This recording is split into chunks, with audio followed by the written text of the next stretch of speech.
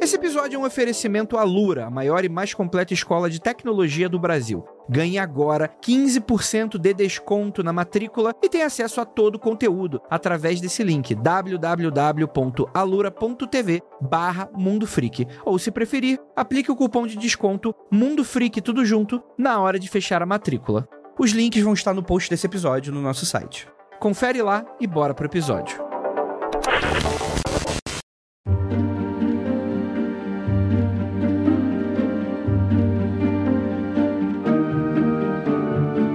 Carregadas de mistério e poder, as bruxas têm sido retratadas sob diversas formas ao longo dos séculos na literatura e nos quadrinhos. Mesmo sendo uma linguagem mais recente, não é diferente. Dos livros clássicos às graphic novels contemporâneas, elas sempre cativaram leitores de todas as idades e foram ganhando contornos que nos desafiam a explorar o conceito de moralidade, poder, monstruosidade e feminilidade. As narrativas, assim como foram sendo representadas, foram evoluindo com o tempo, refletindo as tensões e contextos culturais de cada época, seja como símbolos de vigor ou como misteriosos vilãs que desafiam a ordem vigente ou os limites entre o bem e o mal. E hoje, no Mundo Freak Confidencial, vamos viajar pelo universo literário e falar das principais personagens que preenchem nosso imaginário e ainda marcam presença nas histórias que amamos, logo depois da vinheta, e a gente já volta.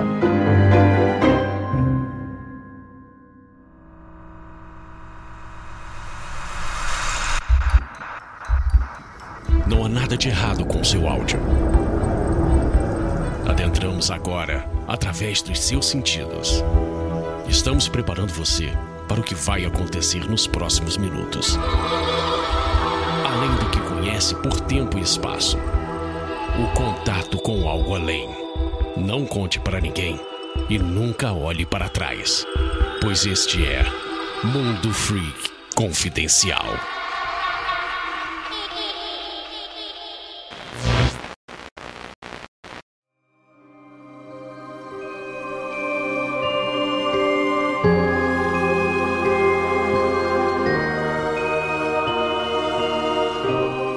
Boas noites, queridos ouvintes. Está começando mais um Mundo Freak Confidencial. Eu sou o bruxo Onildo, Andrei Fernandes, e para me ajudar, temos aqui a minha braço esquerdo, Ananda Mida. E eu sou canhota mesmo, né? Pra você ver. Eu queria começar aqui, irmãos, com uma reflexão da nossa querida feiticeira Escarlate, que é: você quebra as regras e se torna um herói. Eu quebro e me torno uma inimiga. Não parece justo. Logo depois dela fazer todo um genocídio no filme, mas tudo bem. Temos aqui também a nossa queridíssima bruxa, Carol Black Filipeta. Vocês acharam que eu não ia falar de bruxaria hoje? Vocês acharam errado. Muito boa noite pra todo mundo que tá aí. Temos aqui também a minha braço direito, nossa queridíssima Era Croft. Olá, olá, gente, tudo bem? Olá, bruxas. Mais um programa de bruxas nesse mês especial de muitas bruxarias, gente. É tantas bruxas que parece normal, né, Carol? Né, Ananda? Normal, que legal. A gente tá falando tanta bruxa em outubro, que terminou outubro, primeira coisa, demissão da Carol. A gente não vai falar nunca mais de bruxa aqui nesse Mundo Freak Confidencial. Que isso? Cadê o sindicato das bruxas, gente? Eu não brigo com essas coisas, não. Não tem demissão, não. É que aqui não é o Magicando pra gente ficar conversando sobre demanda e vela preta, né? Então deixa pra lá. Bruxa, quando é contratada pra sempre. Ninguém nunca vai demitir. Vai ser aqueles funcionários de 70 anos que o FGTS é daquele lá milionário, do Silvio Santos. Não quero nem saber. Temos também aqui uma convidada incrível, nossa queridíssima, mais uma vez no Mundo Freak Confidencial, nossa Capirogésica. E aí, tudo bem? E aí, gente, boa noite. É um prazer estar aqui, saindo da aposentadoria, retornando aí para falar de bruxas. Muito obrigada pelo convite. Estou muito feliz de estar aqui. A gente teve que arrombar a caverna, ameaçar algumas pessoas, pagar outras pra tirar essa Jéssica aí da aposentadoria. Porque hoje, galera, a gente vai falar sobre bruxaria na literatura, que por mais que a gente já tenha feito um episódio aí, enfim, eu não sei se esse episódio vai sair antes ou depois do outro que a gente fez, que é o outro lado. Mas, então eu já até me arrependi de ter começado a falar. Bruxaria é muito importante dentro da literatura.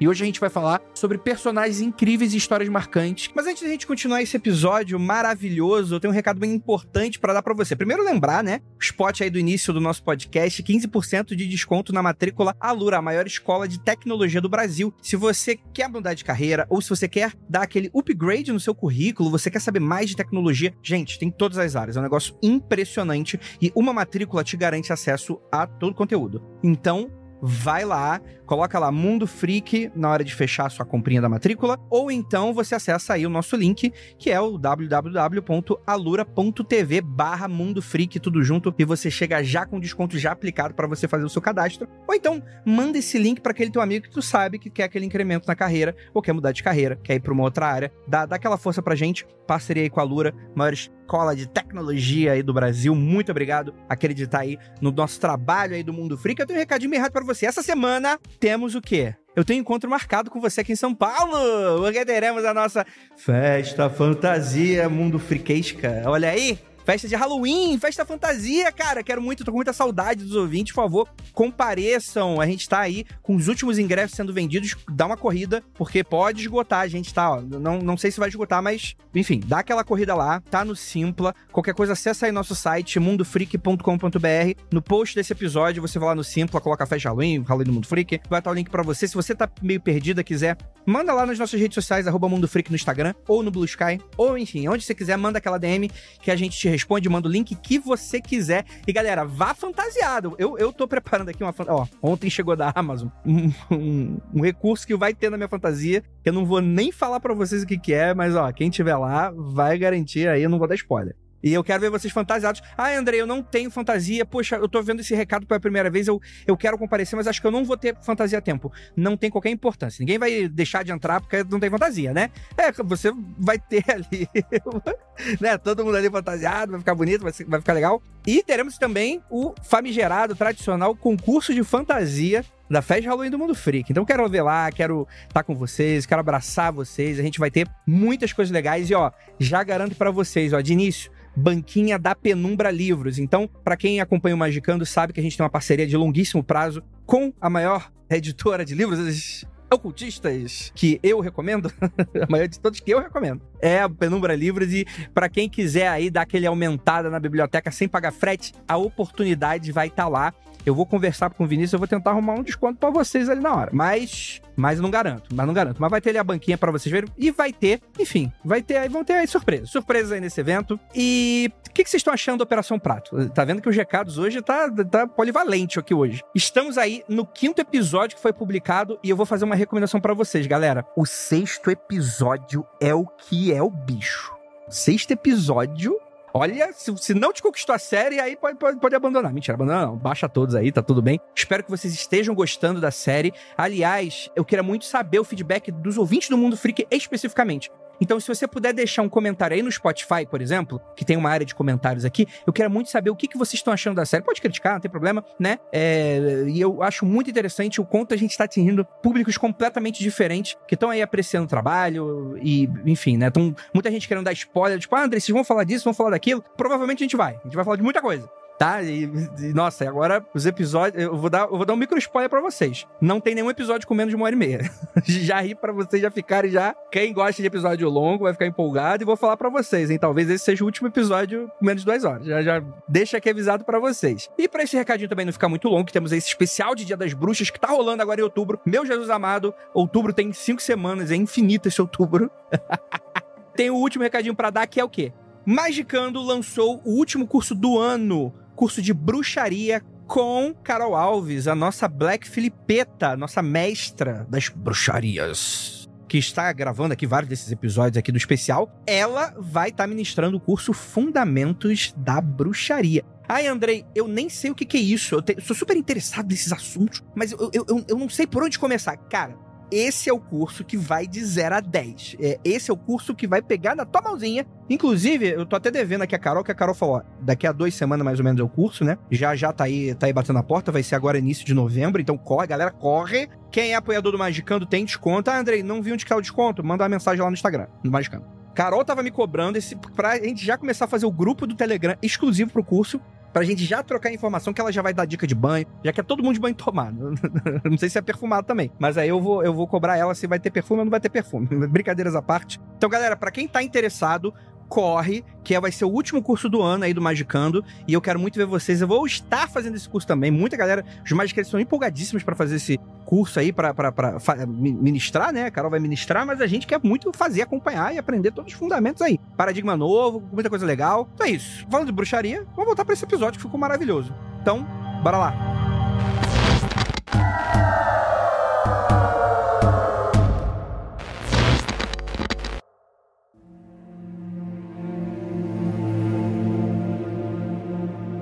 Então vamos lá, galera. Já gostaria de puxar aqui a Nandinha pra fazer uma pergunta que ninguém nunca fez em toda a história da humanidade. Quadrinho é literatura, sacanagem. Puta merda, eu juro por Deus que eu vou sair.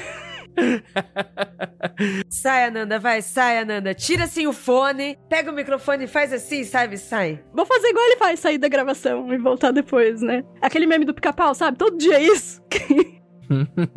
Literatura, quadrinho, tamo aqui nas artes de ler. Uma com mais figura, outra com menos figura, tá tudo certo. Mas decidimos fazer aí um grande compilado de bruxas. E assim, é bem interessante porque bruxas são personagens centrais na literatura por causa de uma cultura europeia, né? Então, acho que todo mundo aqui, a gente teve essa discussão em outro episódio. A gente fala bastante sobre a bruxa no papel da vilã Disney, por exemplo, né? Então, toda vez que a gente fala de contos de fada, é muito comum a gente ter ali a figura da bruxa como uma figura antagônica central, muitas vezes, né? Então, é algo muito comum pra gente. Na literatura, isso não é diferente, principalmente por causa de muitos contos, por exemplo, dos irmãos Grimm, né? Mas a gente tem também muita bruxaria e é claro que a gente recai naquele mesmo problema do que a gente considera bruxa. Mas como a gente vai ter 5 episódios nessa porra desse mês de outubro, vamos pular essa discussão, porque todo mundo já tá careca de saber. A gente tem bruxa na mitologia grega. Desde muito tempo a gente trata sobre essas personagens feiticeiras, uma louca, uma deusa, uma feiticeira, que são personagens que muitas vezes assumem esse papel antagônico e muitas vezes, né, e aí tem toda uma releitura, né, referente a essa coisa revolucionária, né, feminista, etc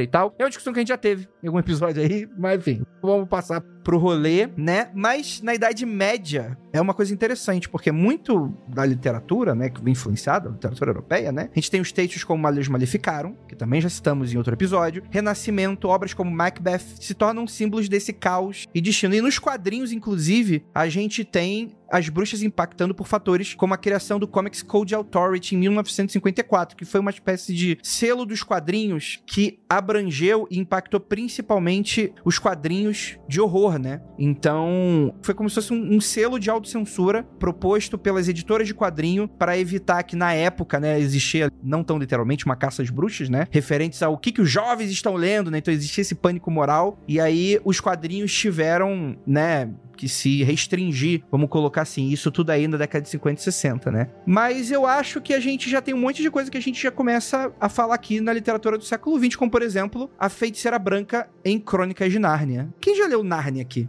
Eu vou ser o cara que leu Nárnia? Que eu vou ter que puxar Nárnia? É isso mesmo? Ninguém lê esse tipo de literatura, não. Não, pior que... Eu vou me defender. O pior é que eu comecei a ler esse livro, só que aí esse livro ficou com alguém, e aí eu não tinha Kindle na época. E é isso. Aí eu falei, tem outras coisas pra ler, gente. Aí eu deixei pra lá. Eu gosto de Nárnia. É uma literatura gospel de qualidade. No episódio de bruxaria, hein? No episódio de bruxaria. Olha só que afronta neste programa. Mas isso é interessante, né? Porque Nárnia é esse épico, né? Super inspirado em cristianismo, né? Tem um leão aí que volta dos mortos. E a bruxa é o papel antagônico aqui, né? Como a Feiticeira Branca. Que eu acho que a maioria das pessoas aqui vão lembrar mais por causa dos filmes, né? Sendo interpretado pela Tilda Swinton. Cara, tudo que a Tilda encosta vira um papel icônico e maravilhoso nesse sentido, mas né? ela não era inimiga? Ela era inimiga, né? Eu só vi o filme, o primeiro. Ela é a inimiga. Então, mas isso condiz exatamente com a lore cristã, né? A bruxa é inimiga, a mulher era inimiga ali. Crônicas de Nárnia são alguns livros... Assim, gente, peço mil desculpas, eu não sou especialista em Nárnia, tá? Eu li 3 livros, né? E vi um filme, é isso. Eu achava aqueles filmes insuportáveis. As crianças eram bonitinhas e tal, mas eu não tinha essa paciência aí, não. Mas eu gostaria de citar que a bruxa, pelo que eu lembro, ela nasce no primeiro livro que nunca foi adaptado pro cinema, né? A bruxa, o guarda-roupa e, sei lá, a escola de samba, não sei o título do... Hoje eu cheguei pra arrasar aqui nas minhas referências aqui. Mas o primeiro filme que é adaptado, ele é o segundo livro. E eu gostaria de fazer uma menção ao primeiro livro. Deixa eu pegar só bonitinho o título. Se for a bruxa, o guarda-roupa e a escola de samba, eu quero ler. Quero em cima da minha mesa já. Tá, o Leão, a Feiticeira e o Guarda-Roupa é o segundo livro, né? Mas o primeiro livro, que é o Sobrinho do Mago, eu não sou muito fã desse primeiro livro, mas eu acho muito legal porque ele é uma gênese do mundo de Nárnia, nesse sentido, né? Qual é a parada da Nárnia, né? Geralmente é uma criança ferrada do início do século XX que acaba, enfim, descobrindo esse mundo mágico, desconhecido e indo pra ele, né? Basicamente os filmes eles já tratam mais essa história e tal, mas o primeiro livro, Sobrinho do Mago, é um pouco sobre isso também. E essa figura da criança, ela acaba encontrando esse mundo pré-Nárnia muito interessante. E você vê que tanto Aslan, que é o leão, né, representa JC aí de Nárnia, ele existe, essa figura da Feiticeira Escarlate parece ser tão antiga quanto ele, né? Então, é um tema que eu gostaria de abordar aqui, que aqui a gente não tá falando de uma bruxaria, de uma mulher que é bruxa. A gente tá falando de uma entidade cósmica, praticamente. Ela é uma figura antagônica do universo de Nárnia, praticamente, quase, né? Então, eu gostaria só de salientar que eu vou ter algumas figuras de bruxa que eu vou citar aqui, que tem aquela coisa do tipo, cara, tem mundo de fantasia que magia é aquela coisa, tipo assim, todo mundo faz magia. E aí tem gente do mal, tem gente do bem, não. Mas tem esses mundos em que a figura da bruxa, ela é essa coisa mais aterradora que existe naquele universo. E eu gosto muito desse conceito. Porque ele é um conceito muito diferente do nosso mundo real, nesse sentido, em que a bruxaria, né, é relegada para outras coisas, assim, né? Mas eu gostaria apenas de fazer essa menção honrosa aqui, que eu falei 1 milhão de anos aqui. A gente tem também o Mágico de Oz, né? Que a gente tem a bruxa chamada Oeste, que também fala sobre literatura, apesar de ter adaptação tão famosa assim,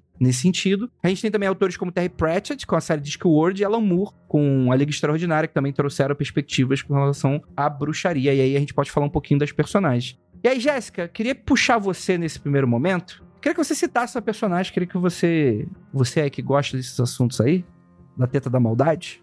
Queria que você puxasse uma bruxa aí pra gente. Cara, quando me chamaram pra esse episódio, eu falei, vixe, gente, bruxas, faz tanto tempo que eu não leio.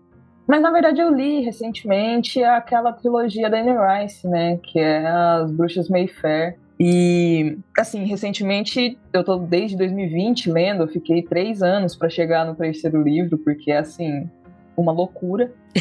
Muito bom, muito bom. Eu vou me relegar só a dizer que é uma loucura, né, gente? Eu não vou me estender muito, porque é pesadíssimo, mas me lembra muito, assim, foi a primeira coisa que me lembra, porque é uma coisa bem recente pra mim, e eu acho muito interessante a Anne Rice, o jeito que ela constrói essa coisa da bruxaria. É uma coisa 100% europeia, né? Ela faz essa mitologia toda desde a Escócia, etc.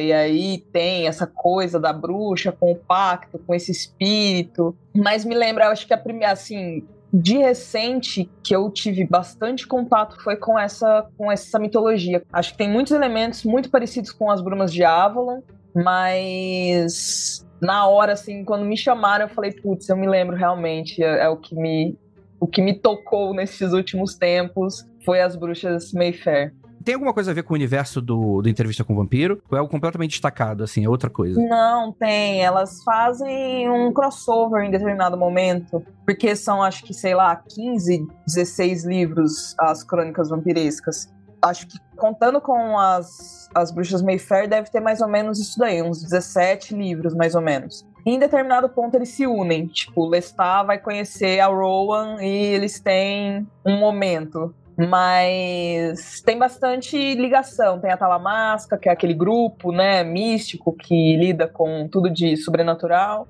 Então eles são meio que conectados dessa forma. Eles fazem esse crossover em determinado momento. Como é que fica a figura da bruxa nesse universo, assim? Elas são o que exatamente? É muita loucura, assim, porque ela meio que tinha essa mulher que tinha esses dons naturais lá pelo século 14 ou 13 ou 15, esse meio aí, né? E ela é muito subjugada pela sociedade naquele momento, e ela tem esse relacionamento com esse demônio, com esse espírito maligno, que quer retornar à vida. E aí meio que essa, como eu posso dizer, essa árvore genealógica que vem disso daí, meio que tem uma profecia. Depois de 13 gerações, essa bruxa vai dar à luz um recipiente para esse demônio poder voltar à vida. E aí, tipo, elas têm esse cromossomo diferente que faz com que todas essas bruxas dessa geração sejam, tipo... É assim que eles reconhecem quem são as bruxas da família, entendeu? Tipo, tem um dedo a mais na mão, são 6 dedos na mão, coisa desse tipo. Então é uma parada genética mesmo, né? Tu tem que nascer com a parada. Sim, é bem genética. Se, tipo, você não aprende. Todo mundo da família tem uma coisinha ou outra, mas se você não nasce com o gene especial, você não é a bruxa da família, sabe? É a bruxa da geração. Uma novela sobre laços familiares. O seu DNA define quem você será nesta família.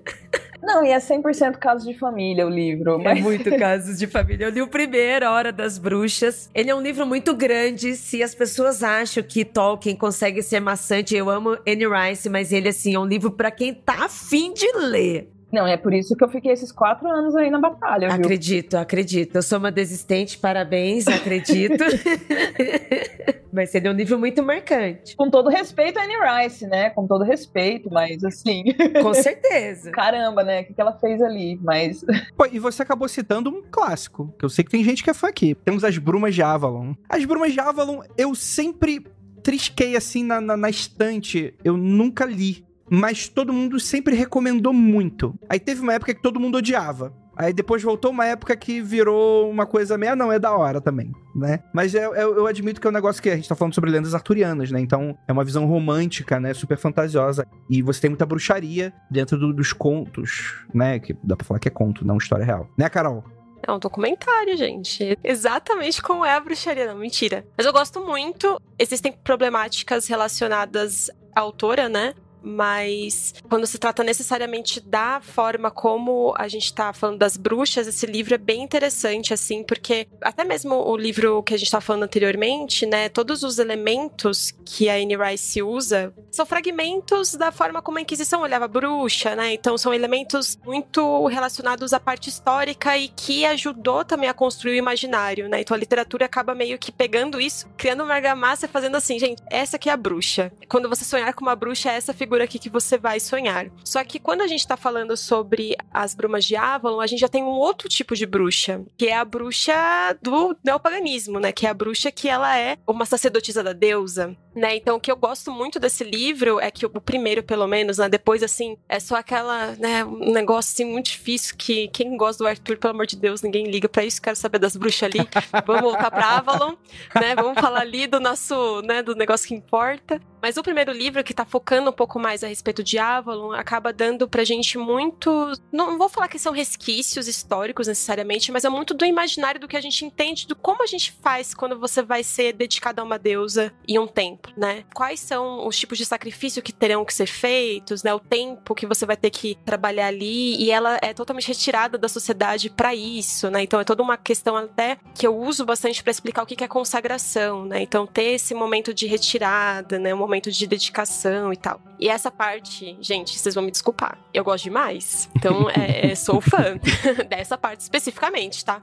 E a Morgana, ela tá ali num momento, ali no primeiro livro, de muita dedicação. Ela já tem um dom que no livro eles chamam de a visão, se eu não me engano. E a visão é você ter vislumbres intuitivos, né? O que a gente chama aqui dentro da bruxaria real, né? Ou do ocultismo real, que é a tela mental, né? Ela vê essas coisas que realmente são reais e tal. E isso significa que você tem uma conexão com a deusa, né? Que você pode ter ali um desenvolvimento e tal. Se eu me lembro bem, é isso. Aí as partes que eu mais fiquei, né, pra mim, que é até uma brincadeira que eu faço no Magicando, que é o meu sonho é fazer um treinamento de bruxaria em que eu vou misturar as brumas de Avalon com as Bene Gesserit, né? Aí a gente vai sair as bruxas mais fodidas que já teve. É esse momento realmente de dedicação específica só pra isso, né? Tem até uma personagem que ela sacrifica a voz dela, né? Então ela não fala nada porque ela sacrificou essa voz pra Deus e tal. E elas fazem aquela tatuagem aqui na testa, que é uma lua crescente, assim como Diana, né? Que é uma deusa muito associada da bruxaria também, isso muito vem também da influência Wicca, né?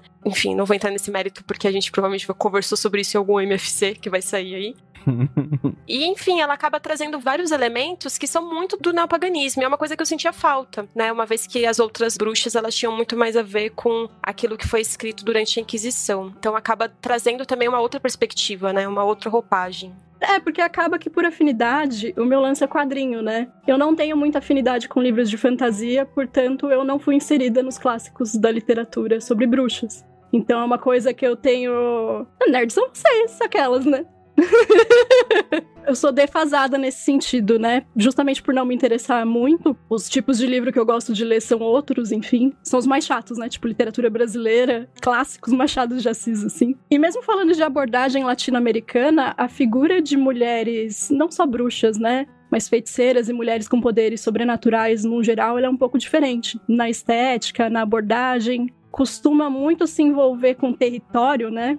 Não tem muito aquele limite entre corpo e território, enfim, que remete muito aos povos originários. Mas falando de quadrinho, que é minha praia, quando eu fiquei sabendo dessa pauta, eu fiquei recapitulando bruxas no quadrinho que marcaram a minha história, assim. Então eu fui muito lá atrás e fui parar na Disney. Tava até conversando com a Ira antes da gente gravar aqui, falando da Maga Patológica, da Madame Mim, e de como essas personagens eram apresentadas ali, né? Pro jovem, que eu não sei se conhece esses personagens ou se já leu alguma coisa da Disney, do Tio Patinhas, a Maga Patológica, por exemplo, ela é uma pata feiticeira que é inimiga do Tio Patinhas. Ela apareceu na década de 50, foi até interessante falar disso em retrospecto, porque o Andrei citou esse lance, né, de... Havia um código de ética ali, de que era bom evitar esse tipo de personagem. Então ela era uma personagem também mais caída pro humor, assim. Muito divertida, né? Ela passa ali várias histórias tentando roubar a moedinha número 1 do Tio Patinhas. Que, quem não sabe, era um grande acumulador de capital.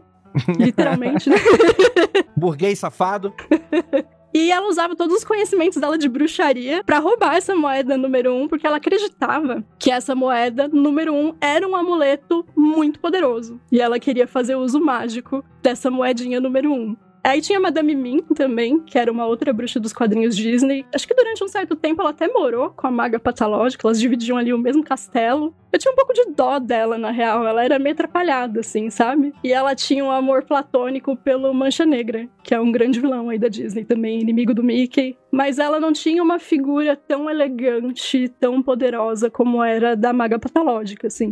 Dentro do ser uma bruxa pata, né? A pata feiticeira. Ela era mais atrapalhada, era fácil enganar, direto ela caía numas conversas de outros vilões, assim, do universo. Mas é isso, é uma abordagem da Disney ali que vilaniza, né, que é uma coisa que a Disney faz com a figura da bruxa, mas também de um jeito mais trazendo pro humor, pra leveza, assim. Não que necessariamente eu considere isso benéfico ou não, assim, mas é muito diferente da figura da bruxa nos desenhos da Disney, por exemplo. É muito legal. Eu e a Nandinha, a gente tava conversando mesmo, porque nós somos, além da pauta que foi preparada aqui, a gente foi pesquisar outras coisas, lembranças, memórias também. Aí eu até falei pra Nandinha, não deu tempo de eu fuçar meus quadrinhos pra eu pegar uma coisa nacional, né? Pra falar além do que a gente já tem bastante coisa pra falar aqui, né? E aí eu falei pra ela, nossa, a Nandinha desbloqueou memória. E pá, Madame Mim, Maga Patológica também, assim. Acho que foram as personagens bruxas, assim, que eu tive meus primeiros contatos também. Foi pelo gibizinho, sabe? Pela HQ ali, pelo gibizinho, que tinha em biblioteca, mas era um acesso mais fácil. Eu acho que literatura foi um pouco mais velha depois, mas eu já fui direto pro terror. E aí uma outra personagem que eu vi na TV, mas depois eu fui ver na literatura, e hoje, depois de adulta, eu já fui entender a sua origem, toda a sua construção, mas que fez parte do meu imaginário e da minha infância, foi a Cuca, a bruxa Cuca. Ela é super conhecida pelo seu desenho de jacaré, mas a origem dela não era um jacaré, foi numa certa tradução, num momento de livro, filme, uma coisa assim, mas a origem dela, ela é uma origem da colonização,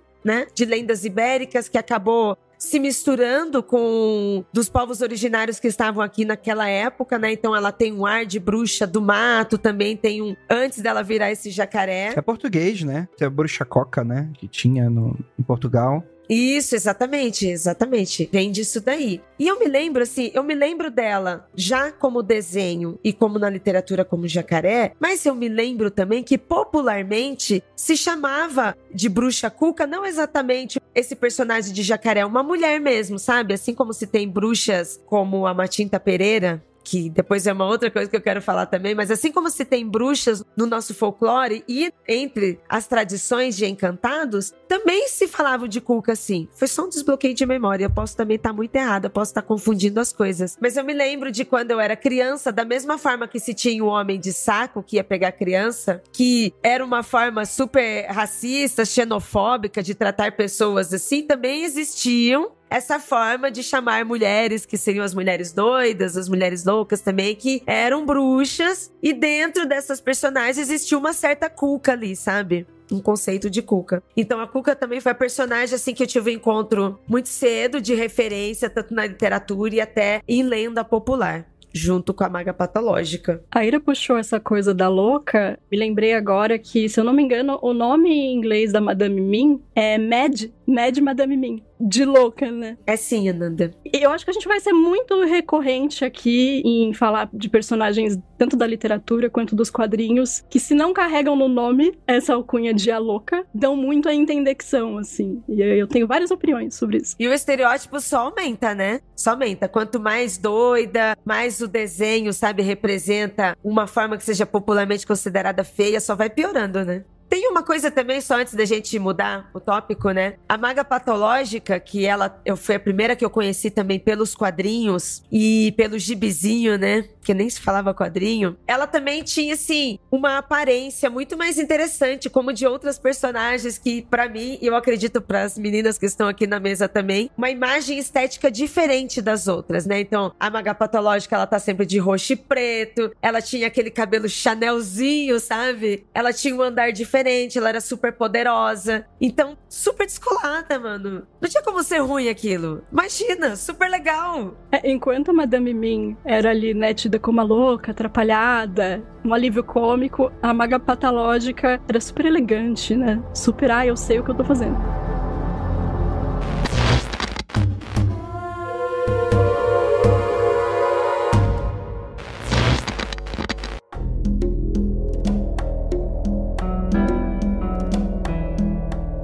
Vocês falaram, então, já que a gente tava fazendo essa mistureba, eu vou citar aqui uma bruxa que é uma das mais antigas aqui nossa, né? Porque a gente vai falar sobre a Odisseia de Homero, falar de Circe.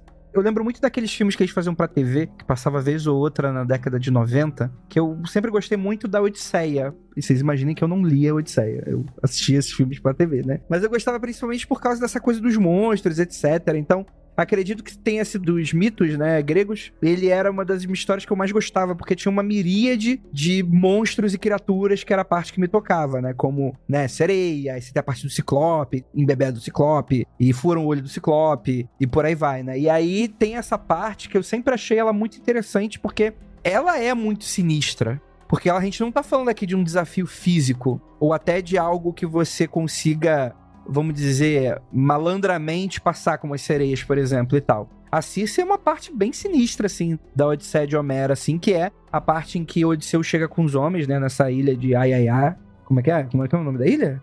Aiaia. Em que ela tá lá, né, ela tem umas mulheres ali com ela, etc e tal. Os homens se encantam, naturalmente. Bebem, comem, é o tipo de coisa que você jamais faça na casa de uma bruxa, né? Você não come nada. Então, Carol te convidou para um café, bolo com café, você não vai comer nada. Não pode, gente. Senão você já viu. E aí, em dado momento, por causa do vinho, os homens acabam se transformando em porco. O que dá pra gente uma leitura após, que provavelmente não era isso, né? Que a galera queria falar na época, né? Mas essa coisa, assim, dos homens que chegam comendo, tentando, né, seduzir as menininhas, etc e tal. E é muito essa coisa meio eles são transformados e tal, e naturalmente Circe é derrotado em algum momento ali, né, porque o Odisseu, ele é o herói da nossa história, nesse sentido e tal. Mas eu sempre vi essa parte muito sinistra, assim, né, porque ele quase se ferra aí nesse rolê. Mas é uma feiticeira de mitologia grega bastante conhecida aí. Sobre Circe, é uma figura também que ela é muito citada dentro da bruxaria também, né? Ela é muito vista, principalmente por isso da não aceitação desse poder, entre aspas, né? Vou colocar dessa forma precisamente por conta da questão mitológica, mas dessa imposição do poder masculino, né? Então, você não vai sentar na minha mesa e você vai comer de qualquer coisa sem você pagar o preço por isso, né? Então, esse poder, ele é muito utilizado também para você ter essa imposição da feiticeira. E muitos covens, etc., eles chamam-se de Circe, né? Círculo de Circe, por assim dizer, né? Acaba meio que retroalimentando também, sabe? Tem um momento em que a gente, tipo, usa dessas questões mitológicas dentro da bruxaria também, não só por conta da questão do neopaganismo, mas também porque acaba trazendo a entonação de como aquele grupo trabalha, sabe? Então, esses círculos de Circe, eles têm muito desse tipo de abordagem também, o que eu adoro. Acho que tá tudo certo. Tem uma personagem Circe nos quadrinhos também, né? Se eu não me engano, no arco de história da Mulher Maravilha. Sim, tem. Eu acho que a única coisa que eu consigo lembrar dela, assim, tipo, em quadrinhos que eu li, é que quando a Mulher Maravilha, a Diana, aparece, ela fica muito de segunda, assim. Ela não gosta e...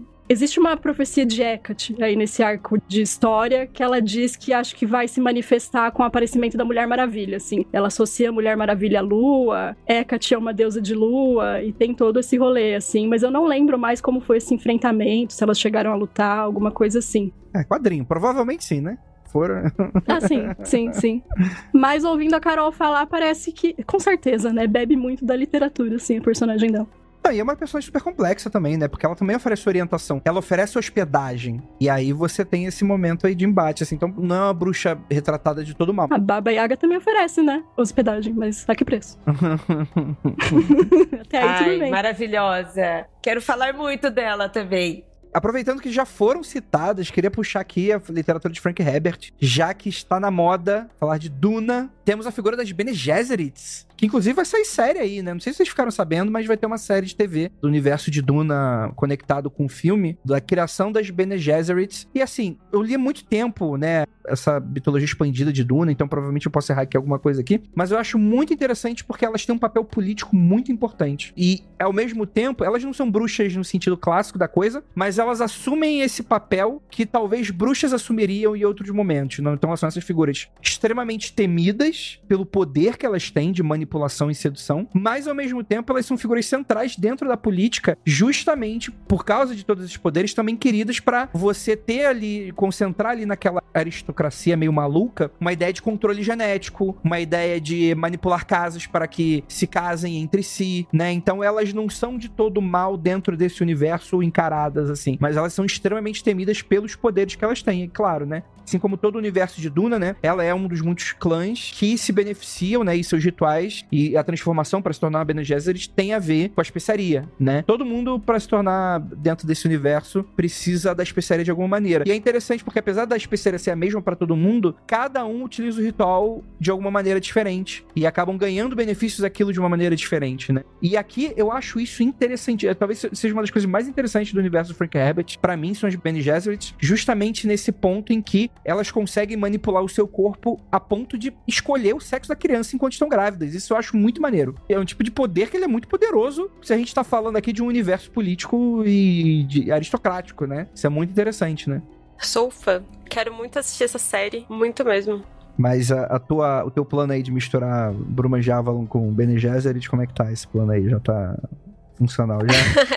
Não, acho que ninguém vai conseguir aprender a... Não sei, né? Acho que ninguém vai conseguir aprender a transformar ali o gênero, etc. Mas tem uma parada interessante a respeito dessa questão do treinamento delas, que é muito voltado pro próprio corpo, né? Então é ter uma noção e um entendimento corporal profundo, né? E usar todo o poder em relação a isso, né? Então você transforma o seu corpo numa máquina, sei lá. Você consegue, tipo, conduzir ele da forma como você gostaria que ele fosse, né? Claro que se eu fizesse um treinamento de verdade, né, para além da literatura, e que aí já não dá pra ser tão fantástico quanto a gente gostaria na vida real, o trabalho da bruxaria ele precisa estar muito voltado pra questão do corpo, né, porque o corpo ele é uma ferramenta, então eu gosto muito de como ele acaba trazendo essa questão do treinamento dela ser tão profundo em relação a isso, né. Aí acaba sendo só uma brincadeira que eu queria que pudesse ser exatamente igual às Bene Gesserit, né, porque elas são babado, né? Elas são muito foda mesmo. E elas têm essa coisa, né? Que Bene Gesserit é só mulher, né? Tem essa coisa meio de... O processo de transformação de uma Bene Gesserit é um tipo de dor que só elas conseguem aguentar, né? É um negócio meio interessante, assim, nesse sentido, né? É, e só elas conseguiriam treinar um homem, né? Pra conseguir fazer esse outro processo, pra ter o X e o Y, né? Pra, enfim, conseguir fazer um pull do jeito que elas queriam fazer. Aqui eu tô me referindo também à parte principalmente do filme, tá, gente? Então se tem alguma parte do livro aí que eu não peguei, é porque eu não li inteiro. Assim, faz um tempo que eu li Duna. Eu não me lembro de muita coisa, até porque eu achei bastante cabeçudo e eu não tava no momento de nada muito cabeçudo naquela época, mas fui até o final. Mas eu acho, é uma parte que eu acho muito interessante mesmo, essa coisa de, tipo, elas tecem em tudo, né? Tipo, as teias de todas as armações, elas têm um dedinho ali por trás, então eu acho isso muito legal. É tipo, é muito poder que elas têm não só sobre si, como tudo que acontece, basicamente. Tipo, elas estão por trás de todas as decisões mais importantes. Eu me lembro muito da cena em que, tipo, tem a coisa da caixa, né? É muito poder e é interessante pensar, tipo, né? São bruxas de uma forma um pouco diferente do que a gente tá acostumado, mas ao mesmo tempo elas têm um poder também que é, assim, muito impressionante. Então, tipo, eu só li o primeiro livro, não cheguei ainda a assistir os filmes. Tenho um sonho de terminar de ler essa franquia um dia, quem sabe, mas eu gostei bastante. Queria ver mais sobre elas. Eu acho que nesse sentido eu concordo com tudo, assim. Né? E isso é interessante. Elas nunca estão... Elas não são imperatrizes, elas não são... Né? Elas não estão na frente, né? Elas estão sempre nos bastidores. Elas lembram muito, tipo, assim, de certa forma, elas lembram muito as moiras, né? Tipo, elas estão por trás de todos os fios que regem tudo que tá acontecendo. Então, é bem esse papel por trás mesmo. Eu ia perguntar pra vocês, porque eu não li e tal, mas vendo vocês falarem, passou muito pela minha cabeça as Nornas, né? Da mitologia nórdica e as moiras também, que são as tecelãs do destino, né? Tudo passa por elas. Tem muito dessas figuras, na verdade, em diversas mitologias, né? E eu acho muito interessante. Eu tava lendo sobre elas esses dias ainda, que foi meu companheiro que perguntou. Ele, existe alguma bruxa na mitologia que é tecelã? Eu falei, vixe. Porra, só o que tem, né?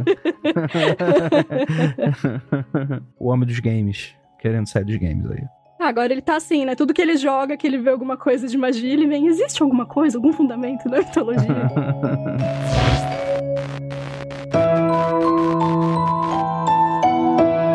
Anandinha, você que é a nerd aqui de hoje, que é a nossa convidada nerd aqui pra ajudar a gente, eu conheço muito pouco o universo DC, porque eu tenho um bom gosto, eu gosto de Marvel, naturalmente, né? Mas eu sempre gostei muito da Zatanna, e assim, só que eu nunca acompanhei muito exatamente todos esses lances assim do universo e tal. Mas ela aparece, por exemplo, do Neil Gaiman lá, por exemplo, como é que é? O conto de... Não é conto de magia, aquele quadrinho do Neil Gaiman? Livros da Magia. Ela chega a aparecer no Livros da Magia, e ela aparece no universo DC como um todo, assim, né? Ela é filha de um grande bruxo, assim, também do universo da DC. E ela é... Eu acho muito legal esse conceito dela, estético ela parece uma maga de palco. Ela se veste dessa maneira, né? Eu ia falar isso, que tipo, a princípio, se você olha, ninguém leva muito a sério, assim, só de olhar por causa da roupinha de circo, né? Ela usa aquela roupinha meio mandrake, mais daquelas moças que usam meio arrastão, sabe? Fraque, enfim. E ela é ilusionista, de fato, e ela trabalhou no circo, então tudo bem. Mas fora trampar com isso, ela é fodona, assim, também, como magista. Ela vem numa linhagem familiar de magos, igual você falou, né? O pai dela, o Zatara, era um grande mago. Ela chega a integrar a Liga da Justiça e é muito marcante ver ela conjurar os feitiços, porque ela fala ao contrário. Ela fala as frases ao contrário, né? Mas ela é bem fodona, assim. Ela tem várias habilidades. Ela lê tarô, ela usa bola de cristal. Ela é colecionadora de livros e relíquias mágicas. Ela pratica artes marciais. Esses são os poderes dela? Porque, assim, tem uns 5 aqui que faz isso aí que você tá falando aí, ó. Mas, pô, é foda, né? Você olha a mina e fala, tá, beleza, ela é ilusionista, ela trabalha no circo, mas e aí? Aí tem tudo isso depois. Ela é uma das poucas figuras que eu acho que no universo de si aparece como heroína mesmo, não como uma vilã, né? Pelo menos pelo que eu me lembro, assim, o que é muito raro, na verdade, em se tratando da figura da bruxa. E já namorou uma pá de personagem aí. Lógico, uma mulher fodona dessa, você acha que ela tá dormindo. Uma mulher que sabe fazer tudo isso. E não pode agora, não pode mais. Ela já namorou o Batman, já teve, acho que com o Arqueiro Verde também, então, tipo assim, ela é uma personagem que, ela faz parte de vários núcleos de histórias diferentes, vários universos diferentes da DC, né? E eu acho isso interessante, assim, né? Quando a gente tá falando de universo mágico, né? São sempre aqueles mesmos personagens, aí tem Constantine, já teve também rolinho com Constantine. Quem nunca, né? Pegou um boy ali duvidoso, né? Um Batman, um Constantine. Não é primeiro que tem dedo podre, não.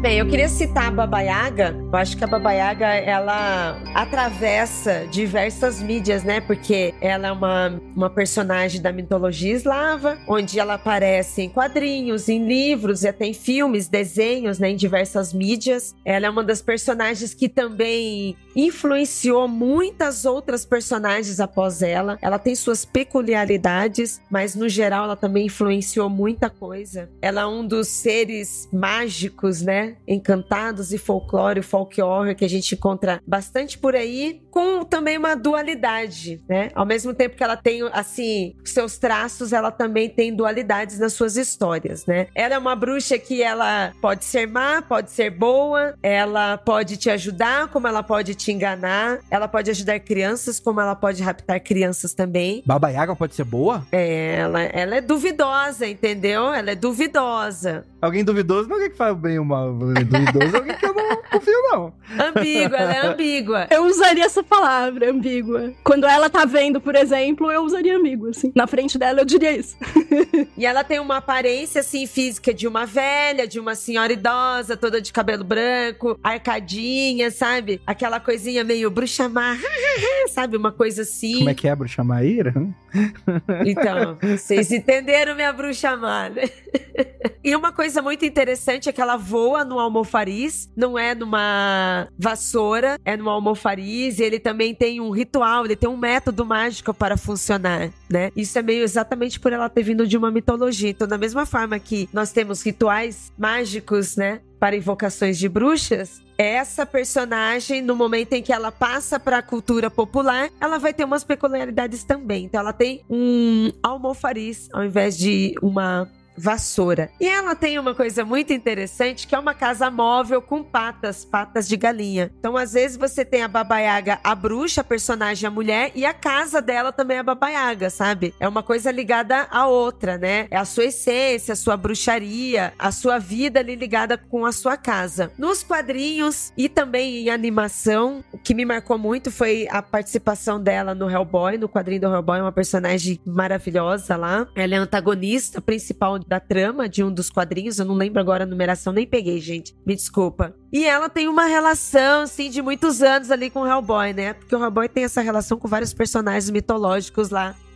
Tem um rolê com a profecia, né, do Hellboy, que o Hellboy é ligado a uma profecia, etc. Eu ia justamente citar, porque o Hellboy, muita gente conhece o Hellboy pelo filme, que ele tem essa pegada que lembra uma parada mais super-heróica, né, porque ele veio dos quadrinhos, etc e tal, mas nos quadrinhos ele vai pra esse rolê mais pulp horror, né? Ele é bem mais sinistro, eu gosto muito. É, HQ com elas cores, assim, ele já tem umas cores mais abafadas, né? Mas aí nessa HQ elas ficam mais sinistras, elas ficam mais frias, sabe? As páginas têm um tom de frieza, assim, com a participação dela. A Mike Mignola é do caralho, né? É muito sensacional. Não, esse quadrinho é maravilhoso, a participação dela. Eu acho que a Baba Yaga tem outras obras também, tá? A Darkseid tá com um lançamento aí sobre ela, né? Sobre a mitologia da Baba Yaga. Tô louca por esse livro, né? Que tem muito mais detalhes, vai muito mais profundo sobre a sua origem, sobre a bruxa mesmo. Mas eu acho que é muito legal a gente lembrar dela e referenciar ela na cultura pop também, né? Porque eu acho que, tem uma coisa interessante também que eu queria somar sobre isso,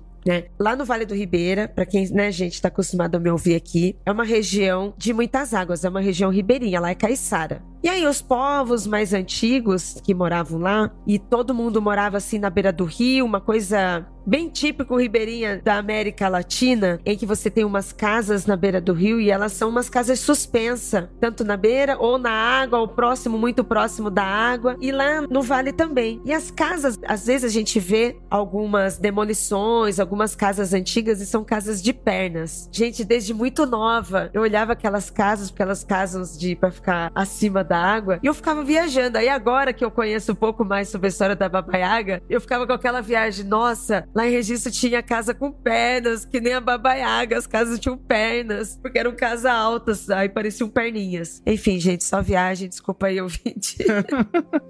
Eu ia falar que realmente não tem como falar de cultura pop ocidental sem falar da Baba Yaga, né? A figura dela foi a figura que inspirou essa bruxa velha do narigão, assim. Vem daí, não tem como não citar. Vou citar mangá, né? Vou citar One Piece, Andrei, sim. Vou citar One Piece. Meu Deus. Gente, atenção! Alerta, tá acontecendo!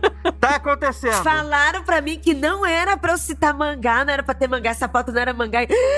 A produtora usando do seu poder de produtora! Vai ter barraco aqui, hein, ouvinte? Você vai pegar um barraco aqui em primeira mão de produção. Tem que ter mangá, sim. A Nanda falou, gente, se alguém que souber de mangá, fala porque não tem mangá, porque ninguém sabe de mangá lá. Aí a Ira entendeu exatamente o oposto. Não, é pra banir todos os mangás aqui desse episódio. Não, podemos citar assim, tá tudo certo. Vou citar um agora, porque eu tô bem naquele arco do One Piece, daquela ilha de neve. Como que é o nome? Sim, é a ilha lá do Chopper, né? Eu também não sei o nome do arco. Isso, da doutora Kureha. É esse o nome dela? Deve ser.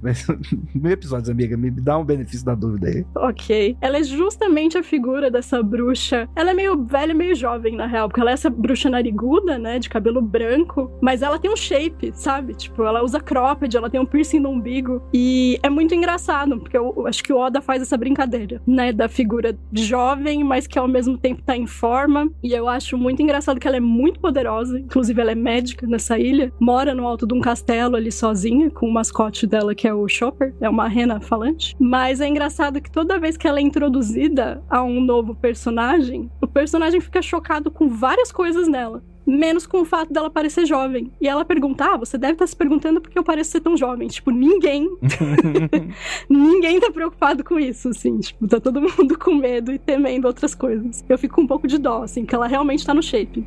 A tia tá ali. A tia tá no shape. Tá, mano, você tem que ver.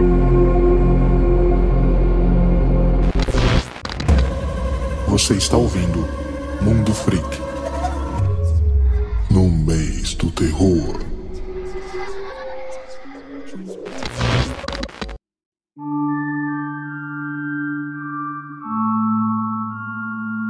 Temos então, aproveitando aqui, nossa queridíssima aí, herói da nação, pelo visto aí, né? Feiticeira Escarlate.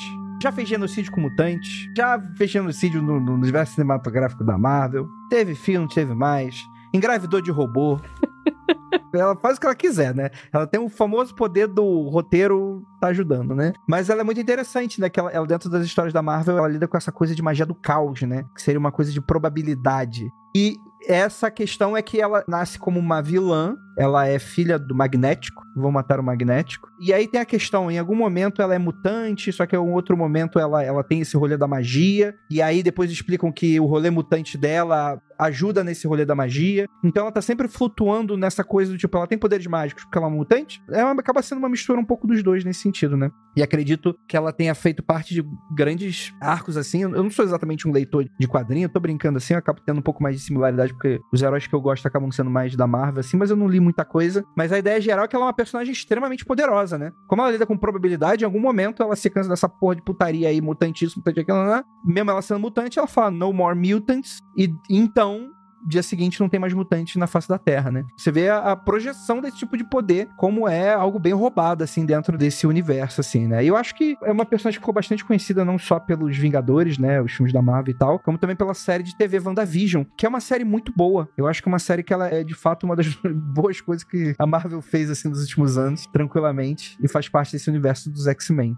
A história da Feiticeira Escarlate, na verdade, ela não fica devendo pra nenhuma novela da Televisa, né? Porque do que eu lia quando eu era criança, quando eu lia muito X-Men e tal, eu nunca consegui entender muito bem qual que era o rolê, assim. Ela sempre aparecia com o irmão gêmeo dela, né? O Pietro Maximoff. Nos quadrinhos já teve várias justificativas pra origem deles. Eu acho que a mais conhecida é essa deles serem filhos do Magneto com uma mulher romani, que é uma etnia cigana, né? Só que aí depois não era mais, e depois tinham outros pais, outra origem. Eu simplesmente desisti, assim, de tentar entender. Esse lance também de que era mutante, depois não era, na verdade era um experimento de um outro vilão, enfim. Mas ao mesmo tempo ela também adquiriu conhecimentos de magia do caos e praticou o que ela aprendeu em alguns grimórios, então é tipo uma grande salada, assim. Mas é uma história cheia de traumas, né? O que eu acho que explica muito da saúde dela, que não é muito mental, né? Inclusive eu tava lendo aqui, antes da gente começar a gravar, que o grande sonho dela, jovem, era ser atriz, né? Ela nunca pôde, coitada. Eu fiquei sentido. Ela só queria ser uma atriz. Que também explica muita coisa, se a gente for pensar em WandaVision, assim, de referências e de coisas que ela criou. Assim. É muito difícil. Ela decidiu ser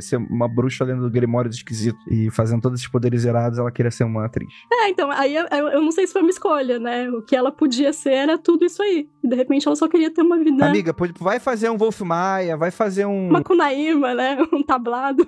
Vai fazer uma Kunaíma, não precisa cometer genocídio, tá tudo certo, não tem problema. Mas eu acho que ela introduz aí uma parte boa pra gente falar sobre personagens muito poderosos nesse rolê de... Seja magista num geral, bruxa, enfim, não sei de onde vem o poder. De que quando esse poder é muito grande, essa mulher ela é abordada como louca e retratada como louca, assim. Ou como um perigo, né?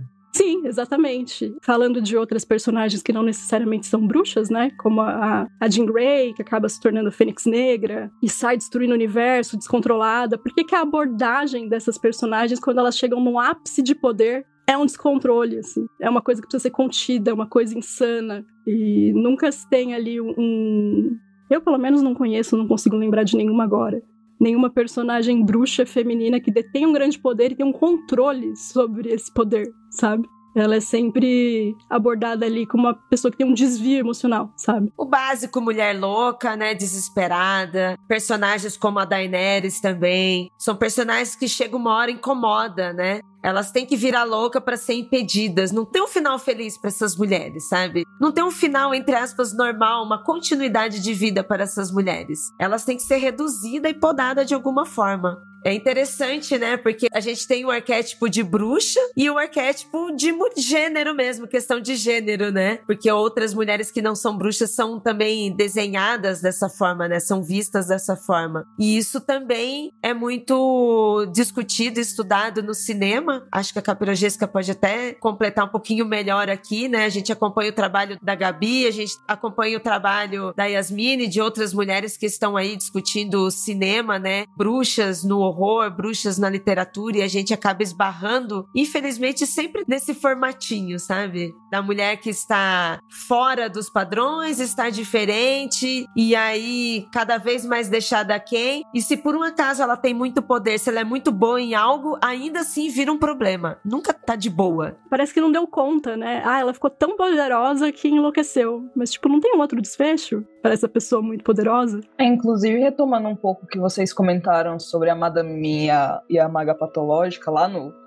2 horas atrás, retomando, que vocês comentaram que os dois visuais eram muito diferentes, né? De uma ser um pouquinho mais puxado pro lado mais feinho e a outra ser mais elegante e tal, essas coisas. É muito isso, né? Ou a mulher, ela tem poder e tá ficando feia com isso, ou ela fica femme fatale, né? Então, tipo, você não tem ali um meio termo, você vai estar nos dois lugares. Ou você é brabona, tipo, sensual, essas coisas, né? Ou você é aquela figura decrépita. Então, muito de bruxas a gente tem nisso também. Tipo, no cinema é muito disso também. Então, é um pouco triste, né? É um pouco formulaico aí. Que tem alguns que tentam ir pra fora disso, mas acaba ficando muito preso a isso também, ainda hoje, né? E sobre a série, né, WandaVision, pra mim é uma das melhores séries, assim, de personagens, de super-heróis. Eu gostei bastante, a título de curiosidade, toda a temporada do início ao fim, além, né, da história da personagem no quadrinho ali, além dos outros, principalmente pós o filme, é possível fazer uma analogia, é possível fazer um estudo de toda a jornada da heroína, simplesmente com uma temporada de série. Isso é muito legal, sabe?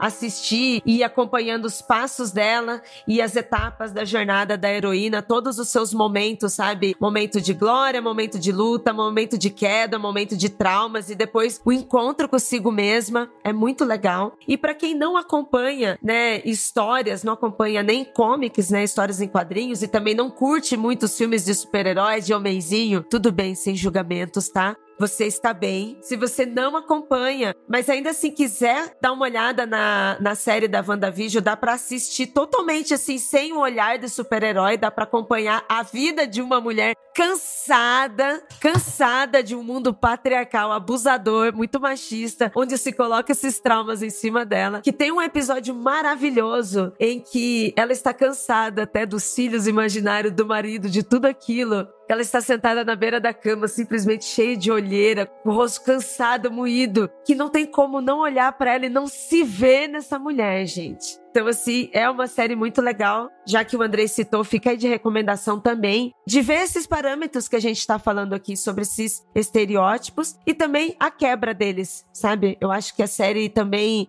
ela aprofunda mais nessa discussão. Eu acho que também uma coisa interessante da própria linguagem da série é que ela é uma série extremamente metalinguística, né? Então, cada episódio aborda uma década diferente pra série de TV, né? Então, o primeiro episódio começa com aquela série de década de 50, meio como se fosse uma feiticeira, preto e branco, e vai evoluindo pra década de 60, década de 70, década de 80, e é muito interessante. Vai pra um Modern Family daqui a pouco, e aí você vai vendo todo esse exercício aí de metalinguagem sendo aplicado. É realmente um negócio muito interessante mesmo, né? Mesmo pra quem não acompanha essas coisas aí de heróizinho. É só importante citar que o HQ do Visão, né? É uma graphic novel, é arco fechado, tá, gente? Você não precisa 1 milhão de cronologias aí da Marvel confusa dos X-Men. É um quadrinho fechado. Não tem a Feiticeira Escarlate nesse quadrinho, só pra deixar bem claro. Mas a série de TV é claramente baseada nesse quadrinho e é muito interessante. É como se o Visão, que é esse robô, né? Ele tem uma família de visões, né? Ele é como se fosse uma família clássica de margarina, que é retratada, né? É escrita pelo Tom King, que é um dos queridinhos aí de roteirista de quadrinho aí, pra galera que curte. E é realmente uma parada muito boa, assim, que é uma série de suspense que tá dentro desse universo Marvel e que é fechadinho, né? E aí por aí vai.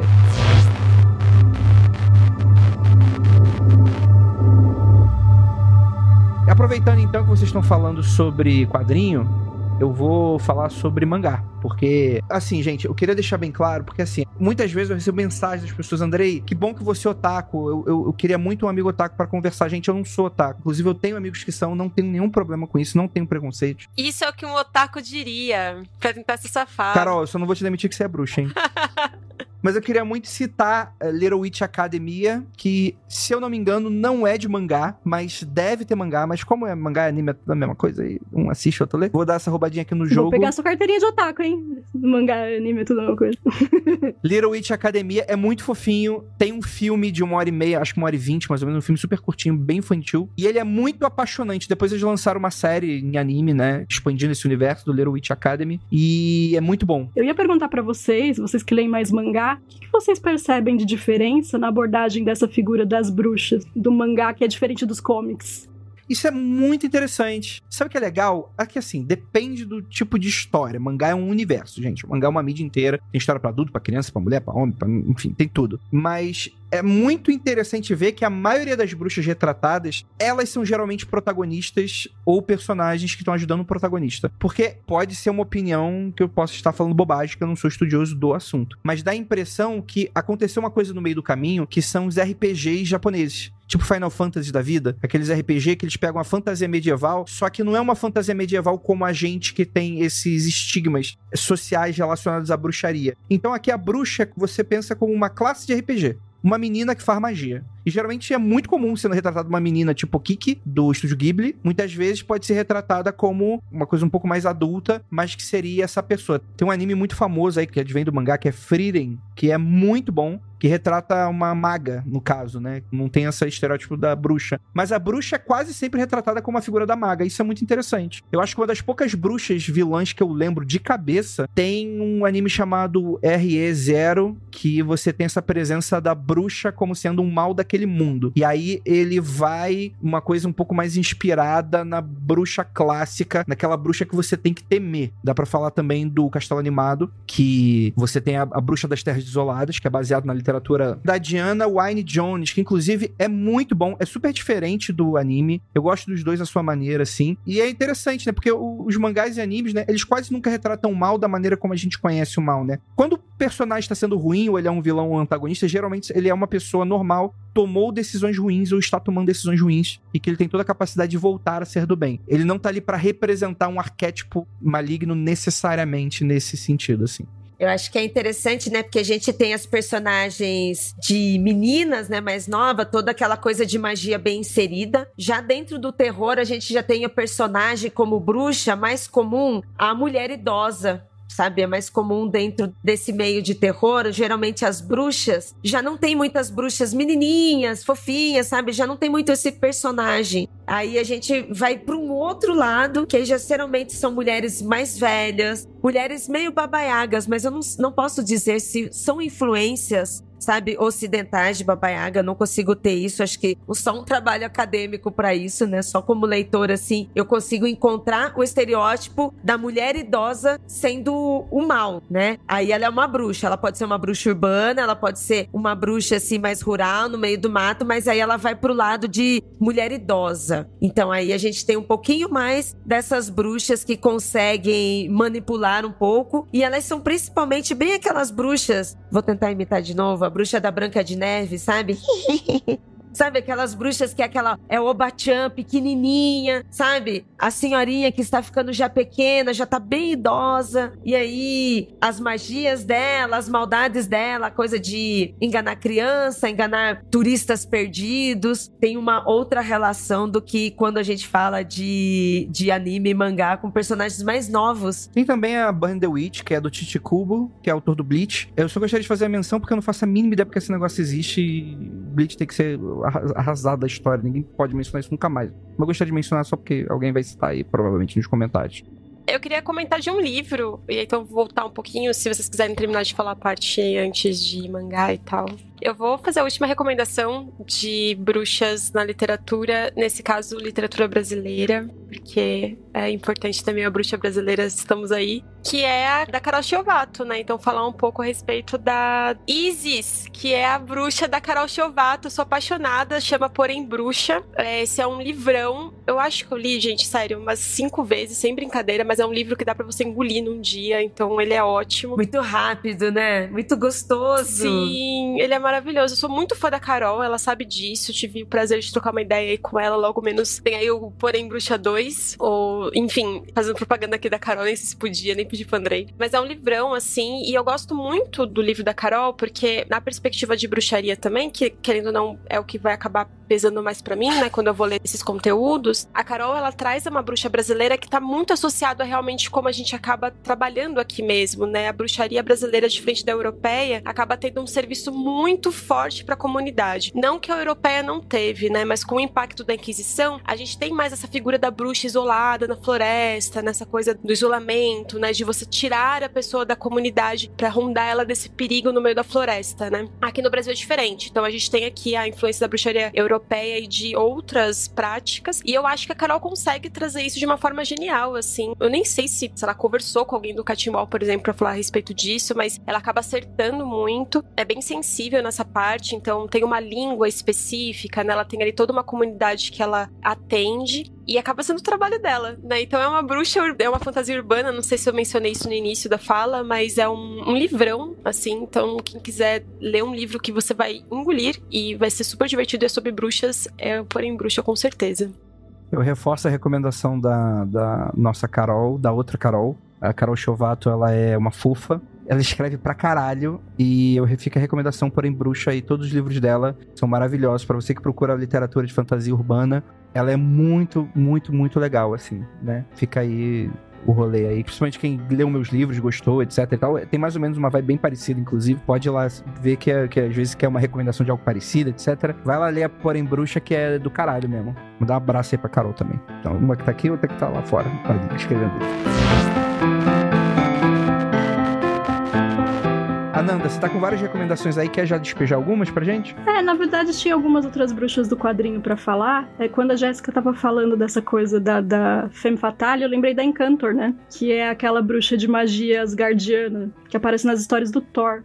Eu amava quando era criança, porque ela usava uma linguagem muito rebuscada, eu achava elegante. Mas acaba que a história dela é toda pautada a sofrer dor de cotovelo, porque ela é apaixonada pelo Thor platonicamente. E parece que tudo é pautado por essa paixão, assim, por essa... É uma paixão e uma raiva que ela tem dele, né? Então é uma personagem, assim, com muito potencial, muito poderosa, muito interessante, mas que às vezes dá vontade de você pegar pela mão e falar, bicha, supera, sabe? Tipo... Terapia, um superpoder. A vida é mais, assim. Agora, uma que eu acho interessante, que foge muito dos estereótipos que a gente citou até aqui, nos quadrinhos, e desculpa, André, mais uma vez, mas eu vou citar o Grant Morrison e os Invisíveis, é a Lord Funny. É uma bruxa criada em 94, né, pra história dos Invisíveis. Ela é bruxa travesti brasileira, carioca. Ela usa a técnica de feitiçaria e do xamanismo. Na verdade, ela nasceu um menino em uma favela do Rio de Janeiro.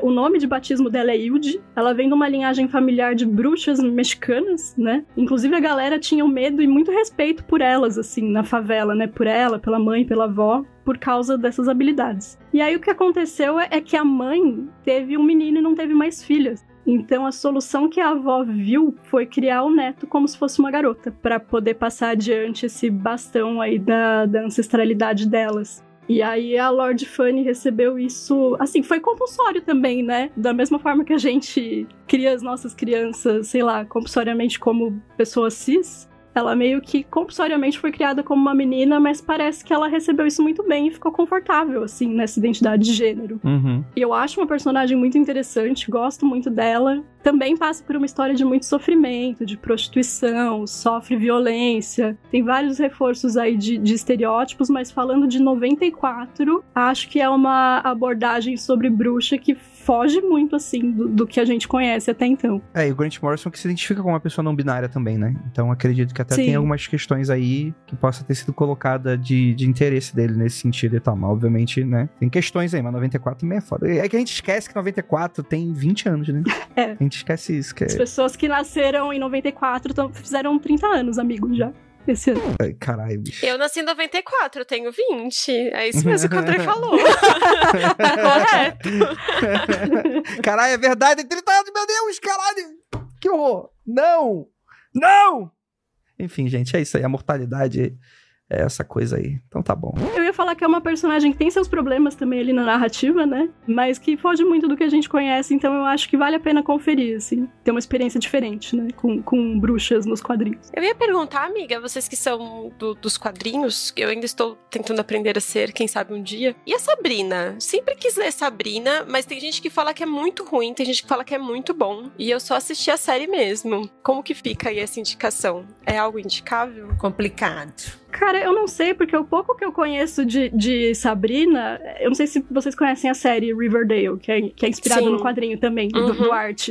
Ela faz parte desse universo, né, do Art News. Então, é um tipo de quadrinho antigo americano que eu, por exemplo, ao longo da vida não tive muito acesso. Não sei se seria divertido, né? Acho que a título de conhecimento é válido, assim. Mas pra quem não tem contato com os quadrinhos, quando pega os quadrinhos, assim, década de 50, década de 40, eu acho que de começo vai achar muito esquisito. Estranha sim. Eu tive essa experiência porque eu fui ver de curiosidade, eu conheci a série primeiro. E aí, quando eu fui ver o quadrinho, eu imaginava que era uma coisa, eu não imaginava que ele era tão antigo.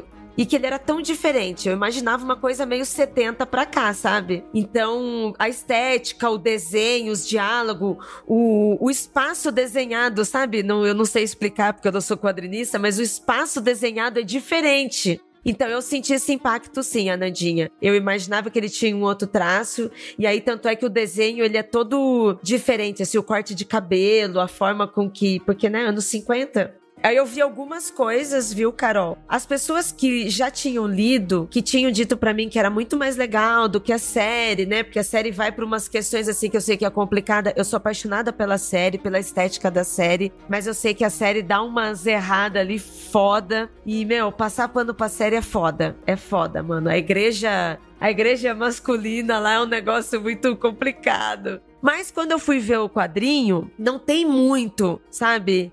E aí, eu acho que esteticamente me assustou. Eu não consegui seguir muito, não. Só falando de Sabrina, tem um novo quadrinho, né? Novo. Que não é dos anos 50, que foi lançado em 2015. Mais ou menos na época que teve Riverdale, que começou aquele surto de série, também começou uma revitalização da Art Comics. Que aí saíram novos quadrinhos e a Sabrina saiu junto nessa leva, que é do próprio Roberto Aguirre Roberto Aguirre Sacasa, é isso mesmo. E ele fez essa revitalização. Eu não sei quantos quadrinhos são, mas eles são mais atuais. Tem uma arte bem legal, mas eu também não vou poder me aprofundar muito, porque eu só li a primeira edição, eu lembro de ter gostado. Chegou a vir pro Brasil uma época, mas também não sei se foi lançado tudo. Então teve essa revitalização aí, porque o Art, ele meio que um negócio muito forte nos Estados Unidos, né? Sim. E não chegou a vir pra gente isso, foi um negócio que a gente não importou. Então teve essa revitalização quando teve já esse começo de Riverdale. E fizeram quadrinhos novos e tal, e Sabrina entrou nessa. A série é um pouco baseada nessa revitalização dos quadrinhos, inclusive. Tem algumas coisas. Mas também não vou poder falar, que é muito legal ou não, mas a arte é interessantinha, essa de 2015. Se você se aventurar, Carol, aí você conta pra gente. Eu acho que eu vou. Porque eu gostei muito da estética. A primeira temporada, gente, a estética é tudo de bom na minha vida. Aquilo é lindo. Tem tudo a ver. É um documentário, não é? A gente tem que se espelhar no documentário da Sabrina. Só que aí, a partir do segundo, porra... Pô, eu vou falar que eu gostei muito da primeira temporada. Eu gosto daquela estética demais, assim. Essa coisa meio bonito. Dark fantasy pra adolescente... É um negócio que eu acho que eu sinto falta, aliás. De ter coisas, assim, mais controversas pra adolescente, assim, dentro da estética, uma coisa que brinca também um pouco com sangue, com gore, assim, em algum aspecto, alguma coisa de horror mesmo, horror pra adolescente, né? Enfim, né? E é escrito pra adolescente nesse sentido, assim, mas eu, de fato, eu concordo que, né, acaba deixando a desejar em alguns pontos, assim, mas acaba sendo do jogo também. É isso. Mas tem sempre a série dos anos 90 também, né? Que também é super uma graça.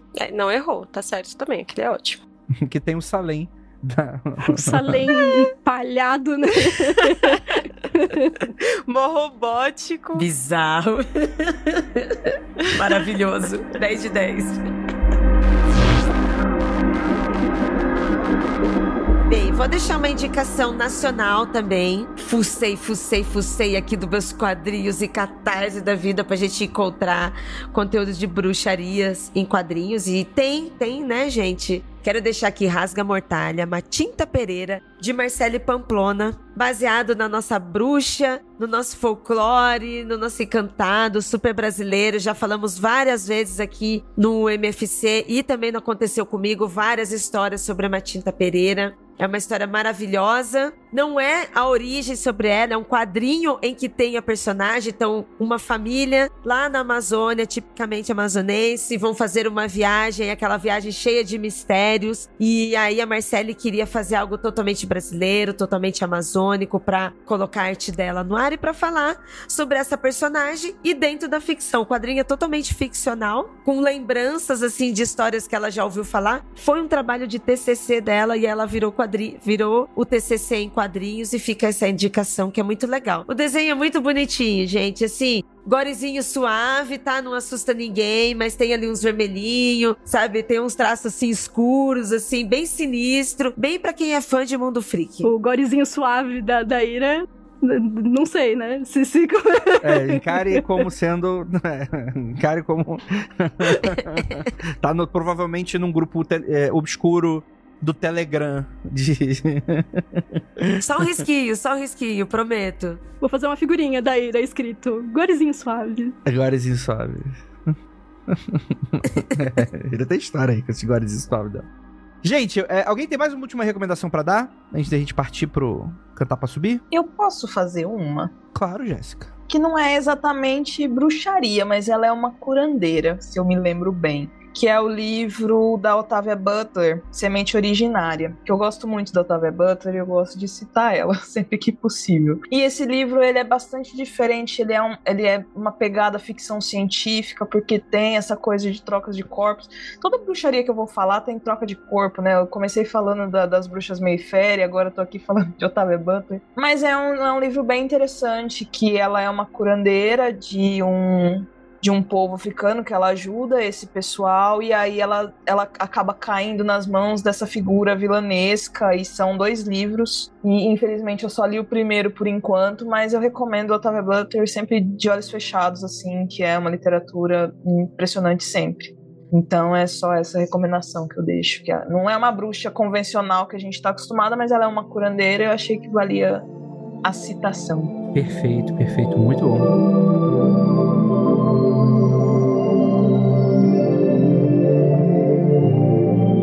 Gente, então eu gostaria de agradecer muitíssimo a todos vocês que ficaram até aqui, essa mesa maravilhosa. E galera que acompanha a gente aqui na nossa live. Então eu gostaria de mandar um abraço aqui pro Breno, pra Lani, pro Jonas, pra Aline, pra Nayane, pra Laís, pra Rebeca, pro Davi, pra Decal... Eu não sei o que é Decaloira, mas tem esse personagem aqui no nosso chat que tá todo dia aqui. Se a gente abrir a Live, todo dia tá aqui. Se quer ter oportunidade de estar aqui com a gente, galera, apoia.se/confidencial e você apoia a gente e ajuda a gente pra caramba e tem a oportunidade de participar de grupo secreto e assistir as nossas lives. E gostaria de agradecer. Jéssica, você quer dar o CNPJ da tua caverna?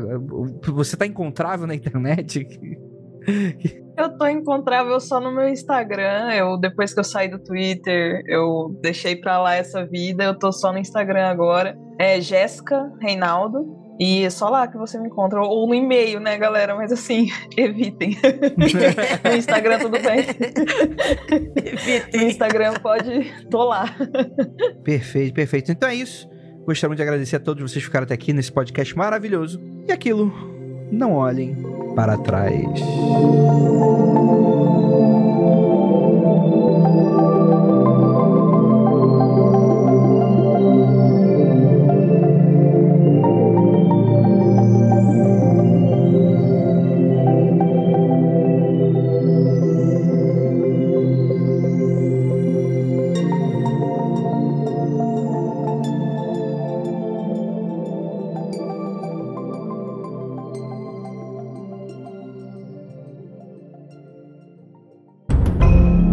Este programa foi produzido por Paratopia Podcast Storytelling.